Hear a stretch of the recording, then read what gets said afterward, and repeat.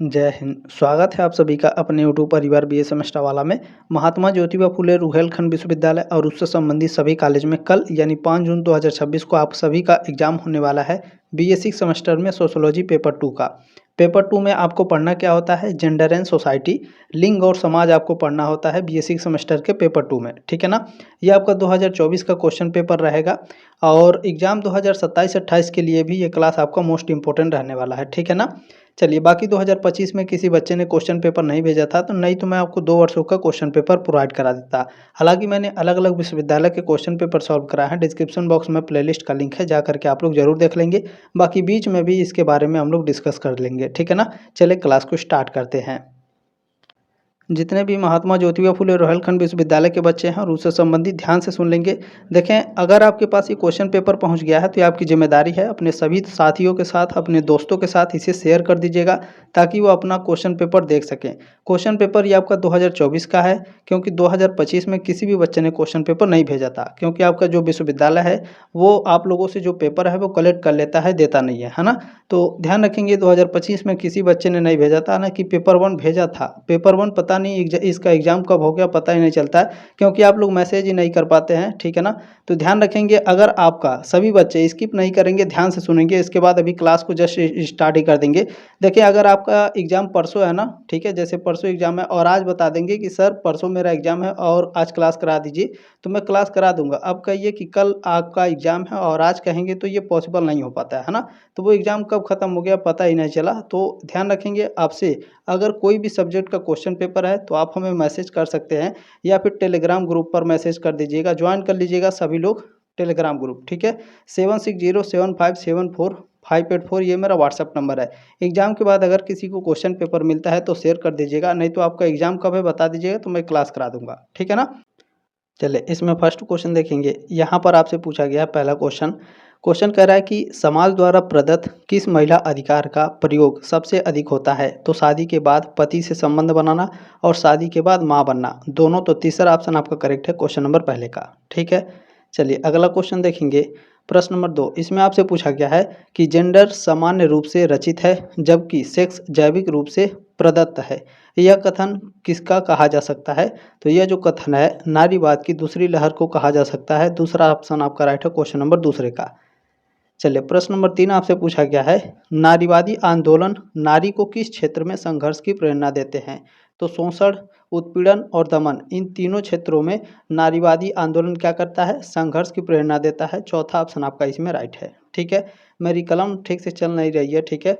चौथा नंबर देखेंगे, इसमें प्रश्न नंबर 4 आपसे पूछा है कि प्रजननता किस प्रकार की प्रक्रिया है। तो जो प्रजननता है यह जीव वैज्ञानिक प्रक्रिया है, ठीक है ना, बायोलॉजिकल प्रोसेस है। दूसरा ऑप्शन राइट है क्वेश्चन नंबर 4 का। चलिए क्वेश्चन नंबर 5 आपसे पूछा गया है, भारत में किस उम्र की अवधि को प्रजनन काल की संज्ञा दी जाती है। तो याद रखेंगे, इसमें 15 से 35 वर्ष है ना, 15 से 35 वर्ष की उम्र की अवधि को प्रजनन काल की संज्ञा दी जाती है। दूसरा ऑप्शन राइट है क्वेश्चन नंबर 5वें का, ठीक है। चलिए अगला क्वेश्चन देखेंगे।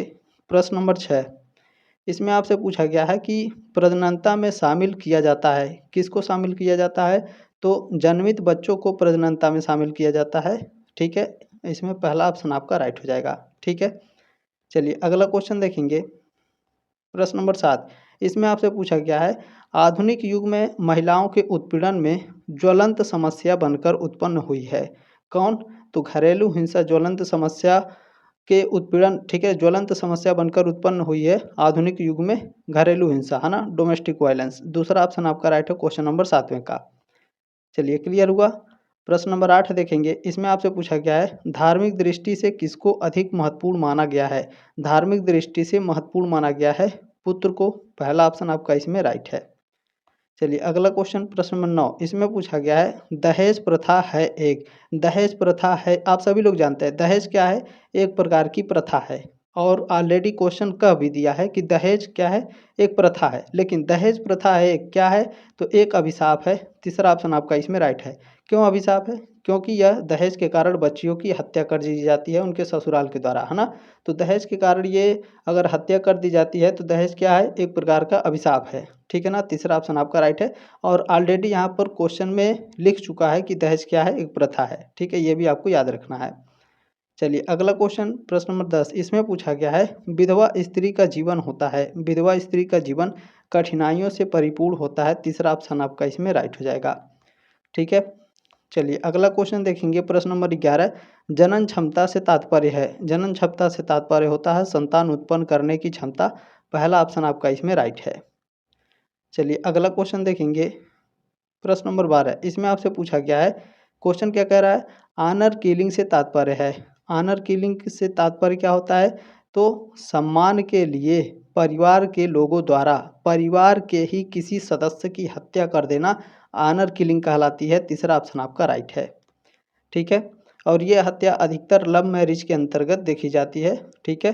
क्वेश्चन नंबर 13 आपसे पूछा गया है कि हिंदुओं में पत्नी को माना जाता है, हिंदुओं में पत्नी को धर्मपत्नी माना जाता है, स्वधर्मचारिणी माना जाता है और अर्धांगिनी भी। चौथा ऑप्शन आपका इसमें करेक्ट है। चलिए अगला क्वेश्चन देखें। याद रखिएगा एक चीज़, ठीक है, सम्मान के लिए जो हत्या की जाती है उसे आनर किलिंग कहा जाता है, याद रखिएगा। ठीक है ना। जिस हत्या में सम्मान के लिए जो हत्या करी जाती है उसे क्या कहा जाएगा आनर किलिंग। ठीक है ना। देखिए यहाँ पर 14 नंबर क्वेश्चन लिखा भी हुआ है। ठीक है कि आनर किलिंग को किस अन्य नाम से पुकारा जाता है तो इसे सम्मान हत्या कहा जाता है। ठीक है ना। सम्मान के कारण अगर हत्या करी जाती है तो उसे आनर किलिंग बोलते हैं, है ना। चलिए अगला क्वेश्चन देख लेंगे प्रश्न नंबर 15 इसमें आपसे पूछा गया है आनर किलिंग का मुख्य कारण है। आनर किलिंग का मुख्य कारण क्या है। देखें भय की भावना होती है, विरोध की भावना होती है और अपमान की भी भावना होती है आनर किलिंग में। तो चौथा ऑप्शन आपका इसमें करेक्ट है क्वेश्चन नंबर 15 का। अगला क्वेश्चन देख लेंगे प्रश्न नंबर 16 इसमें आपसे क्या पूछा गया है आनर किलिंग में अधिकतर मारा जाता है, किसे मारा जाता है स्त्रियों को मारा जाता है। दूसरा ऑप्शन आपका इसमें करेक्ट है। चलिए अगला क्वेश्चन प्रश्न नंबर 17 इसमें आपसे पूछा गया है नारीवाद के अंतर्गत महिला मताधिकार का समर्थन किसने किया था। मोस्ट इंपोर्टेंट क्वेश्चन रहेगा, कंट गिलेर ने किया था। चौथा ऑप्शन आपका इसमें राइट है प्रश्न नंबर 17 का। ठीक है। चलिए अगला क्वेश्चन देखेंगे प्रश्न नंबर 18 इसमें पूछा गया है कि घरेलू हिंसा के कारण है। घरेलू हिंसा के कारण क्या है पुरुष प्रधानता, स्त्रियों की पुरुष पर आर्थिक निर्भरता और अशिक्षा, है ना। ये तीनों क्या है आपके तीनों के तीनों घरेलू हिंसा के कारण है। चौथा ऑप्शन आपका इसमें करेक्ट हो जाएगा। अगला क्वेश्चन 19 नंबर पूछा गया है कि निम्नलिखित में से किसके साथ महिला सशक्तिकरण की अवधारणा संबंधित है। महिला सशक्तिकरण की अवधारणा राजनैतिक सशक्तिकरण से संबंधित है, आर्थिक सशक्तिकरण और सामाजिक सशक्तिकरण से, इन सभी के साथ। तो चौथा ऑप्शन आपका इसमें राइट हो जाएगा। चलिए अगला क्वेश्चन देखेंगे प्रश्न नंबर 20 इसमें आपसे पूछा गया है दहेज के प्रमुख कारण है। दहेज के प्रमुख कारण क्या है तो कुलीन विवाह, धन का महत्व और सामाजिक प्रतिष्ठा, ये तीनों दहेज के कारण हैं। चौथा ऑप्शन आपका इसमें राइट है। चलिए अगला क्वेश्चन देखेंगे प्रश्न नंबर 21 इसमें आपसे पूछा गया है आनर किलिंग के अधिकतर केस निम्नलिखित में से किससे संबंधित होते हैं। तो प्रेम विवाह से संबंधित होते हैं। मैंने कहा लव मैरिज में सबसे ज़्यादा हत्या करी जाती है आनर किलिंग। ठीक है ना। चलिए अगला क्वेश्चन देखेंगे 22 नंबर इसमें पूछा गया है वह स्त्री विधवा कहलाती है जिसका पति क्या हो, जिसके पति की डेथ हो गई हो, है ना, मर गया हो। तीसरा ऑप्शन आपका इसमें राइट हो गया। चलिए क्वेश्चन नंबर 23 पूछा गया है प्रत्यक्ष नारी हत्या है। प्रत्यक्ष मतलब डायरेक्ट, डायरेक्ट नारी हत्या क्या है तो नारी शिशु को मार डालना, ये क्या है प्रत्यक्ष नारी हत्या है, डायरेक्ट नारी हत्या है। पहला ऑप्शन आपका इसमें करेक्ट है। ठीक है। बाकी नारी शिशु को फेंकना, नारी शिशु को त्यागना, ये डायरेक्ट नारी हत्या के अंतर्गत नहीं आएगा, ध्यान रखिएगा। ठीक है। चलिए अगला क्वेश्चन प्रश्न नंबर 24 है कि दहेज न होने के कारण, है ना, दहेज न होने के कारण लड़कियों का विवाह हो जाता है। क्या हो जाता है एक अयोग्य लड़के के साथ उनका विवाह हो जाता है। दूसरा ऑप्शन आपका इसमें करेक्ट है प्रश्न नंबर 24 का। ठीक है। चलिए अगला क्वेश्चन 25 नंबर है घरेलू हिंसा संरक्षण अधिनियम पूरे देश में लागू किया गया। मोस्ट इंपोर्टेंट क्वेश्चन रहेगा, हर यूनिवर्सिटी में ये क्वेश्चन पूछा जाता है। 26 अक्टूबर 2006 को घरेलू हिंसा संरक्षण अधिनियम पूरे देश में लागू किया गया। दूसरा ऑप्शन आपका इसमें करेक्ट है। चलिए अगला क्वेश्चन प्रश्न नंबर 26 इसमें आपसे पूछा गया है कि निम्नलिखित में से कौन सा घरेलू हिंसा का रूप नहीं है। घरेलू हिंसा का रूप क्या नहीं है। देखिए दहेज मृत्यु, यौन उत्पीड़न और पत्नी की पिटाई करना, ये तीनों क्या है घरेलू हिंसा के कारण है, घरेलू हिंसा के रूप हैं। लेकिन अपहरण यानी किडनैपिंग, ठीक है, ये घरेलू हिंसा का रूप नहीं है। तीसरा ऑप्शन आपका इसमें करेक्ट है। अगला क्वेश्चन देखिएगा 27 नंबर क्वेश्चन है कि दहेज निरोधक अधिनियम की असफलता का कारण है। कौन सा कारण है? तो अधिनियम का क्रियान्वयन न होना। चौथा ऑप्शन आपका इसमें राइट है। चलिए अगला क्वेश्चन प्रश्न नंबर 28, इसमें आपसे पूछा जा रहा है कि भारतीय दंड संहिता की किस धारा में बलात्कार को दंडनीय अपराध घोषित किया गया है? तो यह घोषित किया गया है 376 में, है ना। अनुच्छेद 376 भारतीय दंड संहिता की किस धारा में? तो धारा 376 में बलात्कार को दंडनीय अपराध घोषित किया गया है, याद रखिएगा। अनुच्छेद नहीं है, धारा है, ध्यान रखिएगा। चलिए नेक्स्ट क्वेश्चन, इसमें आपसे पूछा गया है दहेज निरोधक अधिनियम किस वर्ष में पारित हुआ था? तो ये पारित होता है 1961 में। दूसरा ऑप्शन आपका राइट है, क्वेश्चन नंबर 29 का। ठीक है। चलिए अगला क्वेश्चन प्रश्न नंबर 30 पूछा गया है भारत में स्त्रियों को पुरुषों के समान परिवार की संपत्ति में अधिकार देने का सामाजिक विधान किस वर्ष पास हुआ? तो ये पास होता है आपका वर्ष 1956 में। पहला ऑप्शन आपका इसमें राइट है। चलिए क्वेश्चन नंबर 31, इसमें आपसे क्या पूछा गया है? देखिए क्वेश्चन कह रहा है कि भारतीय समाज के संदर्भ में कौन सी दशा घरेलू हिंसा का कारण है? तो यह आपका है पितृसत्तात्मक व्यवस्था। पहला ऑप्शन आपका इसमें राइट है। अगला क्वेश्चन प्रश्न नंबर 32, इसमें आपसे क्या पूछा गया है? इसे थोड़ा और बड़ा कर ले, है ना। चले क्वेश्चन नंबर 32 32 नंबर क्या कह रहा है भारत में चिकित्सीय गर्भपात अधिनियम किस वर्ष पारित किया गया था? तो ये आपका पारित किया जाता है वर्ष 1971 में। दूसरा ऑप्शन आपका इसमें राइट है, क्वेश्चन नंबर 32 का। ठीक है। चलिए अगला क्वेश्चन प्रश्न नंबर 33, इसमें आपसे पूछा जा रहा है कि कार्यस्थल पर महिला उत्पीड़न से संरक्षण अधिनियम पारित हुआ। तो ये आपका पारित हुआ था 2013 में। पहला ऑप्शन राइट है, क्वेश्चन नंबर 33 का। ये सारे क्वेश्चन जो मैं बता रहा हूँ ये आपके एग्जाम में आएगा, देखिएगा। ठीक है, क्योंकि ये जो क्वेश्चन है ना हर यूनिवर्सिटी में आपके पूछे जाते हैं। अगला क्वेश्चन है कि भारत में राष्ट्रीय महिला आयोग की स्थापना की गई। राष्ट्रीय महिला आयोग की स्थापना कब की गई भारत में? तो 1992 में की गई थी। चौथा ऑप्शन आपका इसमें राइट है, क्वेश्चन नंबर 34 का। ठीक है। चलिए अगला क्वेश्चन प्रश्न नंबर 35, इसमें पूछा गया है पंचायती राज संस्थाओं में स्त्रियों के लिए 33% स्थान सुरक्षित करने के लिए एक केंद्रीय अधिनियम पारित हुआ। कब पारित हुआ? 1992 में। तीसरा ऑप्शन आपका इसमें राइट है। चलिए अगला क्वेश्चन 36 नंबर पूछा गया है कि भारत में विधवा पुनर्विवाह को कानूनी मान्यता सबसे पहले दी गई। कब दी गई थी? 1856 में दी गई थी। पहला ऑप्शन आपका इसमें करेक्ट है। ठीक है। चलिए अगला क्वेश्चन इसमें पूछा गया है भारत में बाल विवाह निरोधक अधिनियम सबसे पहले पारित किया गया। मोस्ट इंपोर्टेंट ये भी क्वेश्चन रहेगा। 1929 में भारत में बाल विवाह निरोधक अधिनियम आपका सबसे पहले पारित किया गया था। ठीक है, कब? 1929। दूसरा ऑप्शन आपका इसमें राइट है। नेक्स्ट क्वेश्चन 38 नंबर पूछा गया है घरेलू हिंसा संरक्षण अधिनियम पारित हुआ कब? 2005 में। चौथा ऑप्शन आपका इसमें राइट है। अगला क्वेश्चन 39 नंबर पूछा गया है किस वर्ष को अंतर्राष्ट्रीय महिला वर्ष के रूप में घोषित किया गया? अंतर्राष्ट्रीय महिला वर्ष के रूप में घोषित किया जाता है वर्ष 1975 को। दूसरा ऑप्शन आपका इसमें राइट है। चलिए अगला क्वेश्चन देखेंगे प्रश्न नंबर 40, इसमें आपसे पूछा जा रहा है जेंडर शब्द का प्रयोग किसके सामाजिक सांस्कृतिक विभेद को दर्शाने के लिए होता है? तो यह किसके लिए होता है? पुरुषों के लिए और महिलाओं के लिए। तो चौथा ऑप्शन आपका करेक्ट होगा, 1 और 2 दोनों राइट हैं। चलिए अगला क्वेश्चन 41 नंबर है कि भारतीय समाज है। भारतीय समाज कैसा है? भारतीय समाज पितृसत्तात्मक व रूढ़िवादी है। पहला ऑप्शन आपका इसमें राइट है। अगला क्वेश्चन 42 नंबर पूछा गया है महिलाओं के साथ किस क्षेत्र में भेदभाव किया जाता है? तो महिलाओं के साथ सामाजिक क्षेत्र में, आर्थिक क्षेत्र में और पारिवारिक क्षेत्र में भी भेदभाव किया जाता है। चौथा ऑप्शन आपका राइट है, सभी। अगला क्वेश्चन 43 नंबर क्वेश्चन है कि भारतीय समाज में उच्च स्थिति किसे प्राप्त है? भारतीय समाज में उच्च स्थिति प्राप्त है पुरुषों को। पहला ऑप्शन आपका राइट है, 43 का। चलिए अगला क्वेश्चन नंबर 44 44 नंबर है कि समाज में जनसंख्या का आधा भाग किसका पाया जाता है? तो समाज में जो जनसंख्या है इसका आधा भाग महिलाओं का पाया जाता है। चौथा ऑप्शन आपका इसमें राइट है।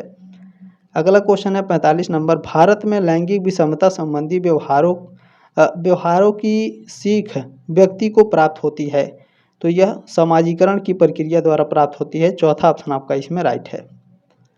चलिए अगला क्वेश्चन प्रश्न नंबर 46 पूछा गया है जब किसी समाज में पुरुषों की अपेक्षा स्त्रियों को या स्त्रियों की अपेक्षा पुरुषों को दूसरों से अधिक श्रेष्ठ माना जाता है तो इसे कहा जाता है।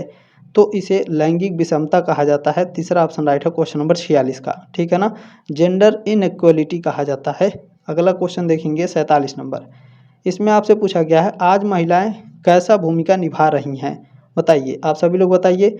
आज महिलाएं दोहरी भूमिका निभा रही हैं, है ना? काम भी घर घर का काम भी, बाहर का काम भी। ठीक है, समझ में आ रहा है? चलिए, क्लियर हो गया? क्वेश्चन नंबर 48 देखें। बिल्कुल, देखिए इसमें पूछा गया है कि सामाजिक स्तरीकरण में महिलाओं को कौन सा स्थान प्राप्त है ना? तो महिलाओं को निम्न स्थान प्राप्त है, दूसरा ऑप्शन आपका इसमें करेक्ट है। अगला क्वेश्चन है 49 नंबर, जनसंख्या अध्ययन की नवीन शाखा है। जनसंख्या अध्ययन की नवीन शाखा है जननांकिकी, है ना? डेमोग्राफी, तीसरा ऑप्शन आपका इसमें राइट है। चलिए, क्वेश्चन नंबर 50 पूछा गया है, किस धर्मशास्त्र में यह कहा गया है कि स्त्रियों को बचपन में पिता के संरक्षण में, युवावस्था में पति के तथा वृद्धावस्था में पुत्र के संरक्षण में रहना आवश्यक है? तो यह आपका मनुस्मृति में कहा गया है, पहला ऑप्शन आपका इसमें राइट है। अगला क्वेश्चन है 51 नंबर, इसमें पूछा गया किसके अनुसार समाज में महिलाओं के साथ अतीत में हुए अन्याय की क्षतिपूर्ति मिलती है? तो उग्र नारीवाद में मिलती है, चौथा ऑप्शन आपका इसमें करेक्ट है। चलिए, नेक्स्ट क्वेश्चन इसमें आपसे पूछा गया है, उदारवादी नारीवाद किस दशक में लोकप्रिय रही? जो उदारवादी नारीवाद है ना, ये पूछ रहा है किस दशक में लोकप्रिय हुई थी? 1960 के दशक में, तो 1950-60, चौथा ऑप्शन आपका इसमें राइट है। चलिए, अगला क्वेश्चन है, किसके प्रयास से महिलाओं के लिए शिक्षा, स्वास्थ्य एवं कल्याण से संबंधित विधान बनाए गए हैं? तो यह बनाए गए हैं आपके उदारवादी, है ना? किसके प्रयास से? तो उदारवादी के प्रयास से महिलाओं के लिए शिक्षा, स्वास्थ्य एवं कल्याण से संबंधित विधान बनाए गए। नेक्स्ट क्वेश्चन इसमें आपसे पूछा गया है, रेडिकल नारीवाद संगठन का निर्माण कहाँ हुआ? रेडिकल नारीवाद संगठन का निर्माण अमेरिका में हुआ, दूसरा ऑप्शन आपका राइट है 54 का। ठीक है, क्लियर हुआ? चलिए, अगला क्वेश्चन प्रश्न नंबर 55 पूछा गया है, घरेलू हिंसा से तात्पर्य है। घरेलू हिंसा से क्या तात्पर्य होता है? तो वह हिंसा जो पारिवारिक हो, वह हिंसा जो नातेदारी से हो, वह हिंसा जो महिलाओं के रिश्तेदारों के द्वारा किया जाए, ये सभी क्या है? घरेलू हिंसा के तात्पर्य हैं, चौथा ऑप्शन आपका इसमें राइट है। अगला क्वेश्चन पूछा गया है, घरेलू हिंसा में शामिल है तो दहेज संबंधी मृत्यु, पत्नी को पीटना, लैंगिक दुर्व्यवहार, तीनों आपके क्या है? घरेलू हिंसा में शामिल है, चौथा ऑप्शन आपका राइट है। चलिए, अगला क्वेश्चन प्रश्न नंबर 57, इसमें आपसे क्या पूछा गया है, देश की उन्नति तभी संभव है जब हो कि क्या हो? जब महिलाओं की उन्नति होगी तभी देश की उन्नति होगी, दूसरा ऑप्शन आपका राइट है इसमें। ठीक है, चलिए, अगला क्वेश्चन इसमें आपसे पूछा गया है, बलात्कार है। बलात्कार क्या है? तो किसी पुरुष द्वारा किसी स्त्री से उसकी इच्छा के विरुद्ध संभोग करना, ये बलात्कार है, चौथा ऑप्शन आपका इसमें राइट है। चलिए, 59 नंबर क्वेश्चन पूछा गया है, यत् नार्यस्तु पूज्यते रमते तत्र देवता, विचार किस विचारक के हैं? तो यह आपका मनु का विचार है, दूसरा ऑप्शन आपका इसमें राइट है। चलिए, नेक्स्ट क्वेश्चन इसमें आपसे पूछा गया है 60 नंबर क्वेश्चन कि भारत में महिलाओं की हत्या का सबसे प्रमुख कारण है। भारत में महिलाओं की हत्या का सबसे प्रमुख कारण है अवैध संबंध, लंबी बीमारी, घरेलू झगड़े, ये सभी, चौथा ऑप्शन आपका इसमें करेक्ट है। अगला क्वेश्चन प्रश्न नंबर 61 पूछा गया है, कार्यशील महिलाओं को निम्न श्रेणी में बांटा गया है। कार्यशील महिलाओं को घरेलू कार्यशील महिलाओं में बांटा गया है, नौकरी पेशा महिलाएं और श्रमिक महिलाओं में, चौथा ऑप्शन आपका इसमें करेक्ट है। अगला क्वेश्चन प्रश्न नंबर 62, इसमें पूछा गया अंतर्राष्ट्रीय महिला दिवस भारत में मनाया जाता है, कब मनाया जाता है? तो 8 मार्च को, तीसरा ऑप्शन आपका इसमें करेक्ट है। नेक्स्ट क्वेश्चन देखें, यहाँ पे पूछा गया है, भारतीय हिंदू समाज में विधवाओं को किस प्रकार के वस्त्र पहनने की प्रेरणा दी गई है? तो इसमें प्रेरणा दी गई है श्वेत वस्त्र यानी सफ़ेद वस्त्र पहनने के लिए, दूसरा ऑप्शन आपका करेक्ट है। अगला क्वेश्चन पूछा गया है, नर या मादा अथवा स्त्री या पुरुष की लिंगीय भेद का क्या आशय होता है? तो इसका आशय है जनन क्षमता, लैंगिक संबंध, लैंगिकता, ये सभी, तो चौथा ऑप्शन आपका इसमें करेक्ट है। अगला क्वेश्चन प्रश्न नंबर 65, इसमें पूछा गया है, भारतीय पुरुष प्रधान समाज में नारी के वस्तुकरण की अवधारणा का प्रमुख कारण है। तो इसका प्रमुख कारण क्या है? धार्मिक रूढ़ियाँ, नारी का अशिक्षित होना, आर्थिक गुलामी, ये सभी, चौथा ऑप्शन आपका इसमें करेक्ट है। चलिए, अगला क्वेश्चन है, आज परिवार, समाज, जाति और व्यवसाय के आधार पर नारी के किस प्रारूप में बदलाव आया है? तो यह नारी के परिस्थिति में बदलाव आया है, दूसरा ऑप्शन आपका इसमें करेक्ट है। अगला क्वेश्चन पूछा गया है, स्त्री का पर्दे में रहना लोकतंत्र के विरुद्ध है, ये विचार किसके हैं? तो ये जो विचार है संयुक्त राष्ट्र का मानवाधिकार आयोग का है, संयुक्त राष्ट्र का मानवाधिकार आयोग का, है ना, चौथा ऑप्शन राइट है क्वेश्चन नंबर 67 का। अच्छा, यहाँ पर ये आपका प्लेलिस्ट दिया गया है। प्लेलिस्ट में मैंने बहुत सारे आपके क्वेश्चन पेपर सॉल्व करा रहे हैं। दीनदयाल उपाध्याय गोरखपुर विश्वविद्यालय का क्वेश्चन पेपर है, ठीक है। और यहाँ पर सोशोलॉजी का पेपर 2 मैंने सॉल्व करा रखा है, दीनदयाल उपाध्याय गोरखपुर विश्वविद्यालय का, सिद्धार्थ विश्वविद्यालय। और नेक्स्ट अच्छा, जेंडर एंड सोसाइटी, यहाँ पर भी ये भी क्वेश्चन पेपर आप लोग कवर कर लीजिएगा। 2 क्वेश्चन पेपर और आप लोगों को पढ़ लेना है, ध्यान रखिएगा, ठीक है। चलिए अब नेक्स्ट क्वेश्चन देखते हैं। नेक्स्ट क्वेश्चन प्रश्न नंबर 68, इसमें आपसे पूछा गया है यौनवाद से क्या तात्पर्य है। यौनवाद से तात्पर्य है यह विश्वास है कि महिलाओं की तुलना में पुरुष स्वाभाविक रूप से श्रेष्ठ है। The belief that man are naturally superior to women, है ना। इसमें पहला ऑप्शन आपका इसमें राइट हो जाएगा क्वेश्चन नंबर 68 का। इसमें याद रखिएगा, कुछ बच्चे कह रहे थे पिछले साल कि महिलाओं को केवल यौन पदार्थ की भांति मानने की अभिवृत्ति, ये इसकी परिभाषा नहीं, ये पूर्ण रूप से ये इसकी परिभाषा नहीं है, याद रखिएगा। पहला ऑप्शन आपका इसमें केवल राइट है, ठीक है। चलिए क्वेश्चन नंबर 69, इसमें आपसे पूछा गया है कि मीडिया ने महिलाओं के किस रूप को प्रस्तुत किया है। तो मीडिया ने महिलाओं को ग्लैमरस, है ना, ग्लैमरस रूप में प्रस्तुत किया है। दूसरा ऑप्शन राइट है क्वेश्चन नंबर 69 का।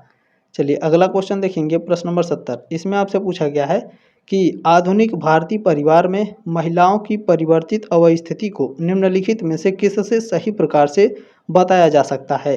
तो यह बताया जा सकता है महिला की बढ़ती हुई आर्थिक स्थिति से। तीसरा ऑप्शन आपका इसमें करेक्ट है। चलिए अगला क्वेश्चन प्रश्न नंबर 71 आपसे पूछा गया है कि रेडिकल नारीवाद के अनुसार महिला उत्पीड़न किस प्रकार की समस्या है। तो महिला उत्पीड़न मौलिक समस्या है। तीसरा ऑप्शन आपका इसमें राइट है। अगला क्वेश्चन देख लेंगे, प्रश्न नंबर 72 पूछा गया है कि मातृवंशी एवं पितृवंशी परिवार का आधार है, क्या है। तो पति पत्नी आवास है। पहला ऑप्शन आपका इसमें राइट है। अगला क्वेश्चन देखिएगा, इसमें पूछा गया है निम्नलिखित में से कौन सा लिंग समानता से संबंधित है। लिंग समानता से संबंधित है शक्ति तथा अन्य संसाधनों तक समान पहुंच। चौथा ऑप्शन आपका इसमें राइट है क्वेश्चन नंबर 73 का। अगला क्वेश्चन देखिएगा, इसमें पूछा गया है लिंग संबंधी आयामों के अध्ययन हेतु ठीक है, किस तत्व की विश्लेषण किया जाता है। किस तत्व का विश्लेषण किया जाता है। तो इसमें विश्लेषण किया जाता है किसका, ध्यान रखेंगे, समाज में लिंग केंद्रीयता का और नारी शरीर का, दोनों का। तीसरा ऑप्शन राइट है क्वेश्चन नंबर 74 का। नेक्स्ट क्वेश्चन देखेंगे, ये लास्ट क्वेश्चन, यहाँ पे आपसे पूछा गया है आधुनिक युग में नारियों के साथ अधिकांशतः किस प्रकार का व्यवहार किया जाता है। तो अधिकांशतः शोषण, भेदभावपूर्ण और प्रताड़ना, इन सभी प्रकार के भेदभाव किए जाते हैं। चौथा ऑप्शन आपका इसमें राइट है, ठीक है ना। आधुनिक युग में नारी के साथ अधिकांश किस प्रकार का व्यवहार, तो इन तीनों प्रकार के व्यवहार करे जाते हैं। चौथा ऑप्शन आपका इसमें राइट हो जाएगा सभी, ठीक है ना। बाकी क्लास कैसी लगी कमेंट के माध्यम से अपनी राय कमेंट बॉक्स में जरूर रखिएगा। जल्दी मिलेंगे आपके नेक्स्ट क्लास में, तब तक के लिए जय हिंद, वंदे मातरम।